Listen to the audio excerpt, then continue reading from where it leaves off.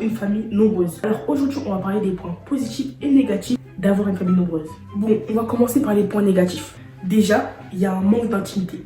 T'es jamais seul. Dans chaque pièce. Moi, dans ma famille, on est 8. Non, même pas. Je me trompe carrément. On est 11 en comptant les parents. On est 9 enfants.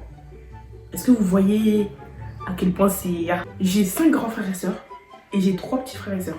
Ça veut dire que je sais ça fait quoi d'avoir des grands frères et sœurs et je sais ça fait quoi d'avoir des petits frères et sœurs. Je suis un peu au milieu un peu. Toi, tu peux avoir des choses à faire ou je sais pas, t'as envie d'être seul tout simplement. Tu peux pas, c'est mort, faut totalement oublier ça. Aussi, j'ai vécu aussi le fait d'être la plus petite pendant un certain temps. On t'envoie partout, tout le temps, constamment, c'est chiant. Bon, maintenant, j'ai des petits frères et sœurs, donc maintenant c'est eux que j'envoie.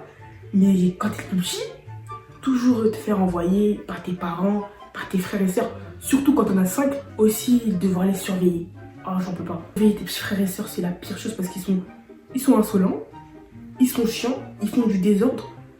Mais bon, on va parler maintenant des points positifs. Déjà, quand t'as une famille nombreuse, tu t'ennuies jamais.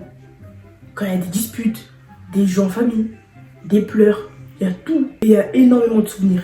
Dans une famille nombreuse, impossible qu'il n'y ait pas de bons souvenirs. Il y en a toujours, t'en as plein. Que ce soit à cause des galères, c'est la chose que je regretterai jamais, que j'aimerais toujours, c'est le fait de jamais s'ennuyer.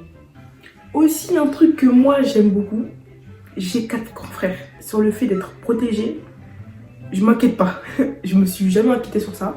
Et j'avoue que ça m'a aidé dans pas mal de situations, honnêtement. Par exemple, en primaire, je me faisais jamais embêter ni rien parce que mes grands frères étaient là. Et ils étaient un peu connus, entre guillemets. Genre, on savait qui ils étaient et... Ah, c'est la petite Sarah. Vous connaissez ceux qui ont des frères et sœurs normalement. Du coup, ils étaient hyper gentils avec moi et tout. Ça, c'était bien quand même. Aussi, pouvoir se confier aussi. Pas à mes grands frères, plus à ma grande sœur, on va dire. Pouvoir se confier, peut-être mes petits frères et sœurs, ils se confient à moi ou à mes grands frères et sœurs. Ça, c'est un truc qui est bien aussi. Pouvoir parler si t'es pas bien, si tu te sens bien, si t'as envie de rigoler, te changer la tête et tout. Ça, c'est un truc qui est bien quand même.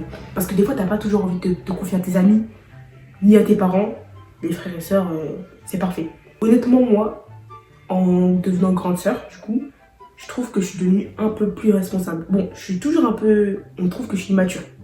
J'aime bien rigoler avec eux et tout, bref. C'est normal entre frères et sœurs. Mais des fois, on dit que je suis moyen, quoi.